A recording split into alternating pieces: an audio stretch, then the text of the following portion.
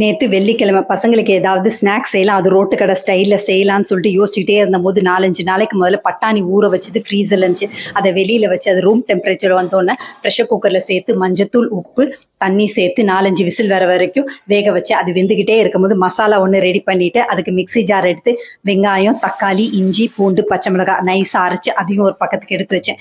கடாய் அடுப்பில் வச்சு எண்ணெய் ஊற்றி அரைச்சி வச்சிருக்க பேஸ்ட்டையும் சேர்த்து 2-3 நிமிஷம் மீடியம் ஃப்ளேமில் நல்லா வதக்கிட்டு அதுக்கு பிறகு மசாலா பொருட்கள் சேர்த்துட்டு 1/4 டீஸ்பூன் அளவுக்கு மஞ்சத்தூள், தேவையான அளவு உப்பு, 1 டீஸ்பூன் மிளகாய்த்தூள், 3/4 டீஸ்பூன் அளவுக்கு காஷ்மீரி மிளகாய்த்தூள் கலருக்காக சேர்த்துட்டு 1 டீஸ்பூன் அளவுக்கு கரம் மசாலா தூள் அதையும் சேர்த்து மீடியம் ஃப்ளேமில் வச்சு 4-5 நிமிஷம் நல்லா வதக்கிவிட்டு லேசாக எண்ணெய் பிரிஞ்சு வந்தோடனே பட்டாணி வேக வச்ச தண்ணியை மட்டும் முதல்ல சேர்த்துட்டு 1/2 கப் அளவுக்கு தண்ணி எக்ஸ்ட்ரா சேர்த்து மறுபடியும் 4-5 நிமிஷம் நல்லா கொதிக்க வச்சு மீடியம் ஃப்ளேமில் வச்சு இந்த மாதிரி நல்லா தளத்தளம் கொதிச்ச உடனே வேக வச்ச பட்டாணியும் சேர்த்து மேஷர் வச்சு கொஞ்சமாக பட்டாணி நல்லா மசிச்சு விட்டு இந்த மாதிரி நல்லா மசிச்சு விடும்போது உங்களுக்கு கிரேவி நல்லா திக்காகவும் இருக்கும். டேஸ்ட் ரோட்டு கடை ஸ்டைலே டேஸ்ட் ரொம்ப நல்லாயிருக்கும். இந்த மாதிரி நல்லா மசிச்சு விட்ட பிறகு மறுபடியும் 2 நிமிஷம் நல்லா கொதிச்சோன்னே அடுப்பை ஆஃப் பண்ணிவிட்டு மூடியை போட்டேன். மறுபடியும் சாப்பிடும்போது சூடு பண்ணிக்கலான்னு. வீட்டு பக்கத்தில் தான் திருவிக்கா பார்க், வாங்க எல்லாரும் வாக் போவோன்னு பசங்க சொன்னாங்க. சரி எல்லாரும் கிளம்பி வாக் போயிட்டோம்.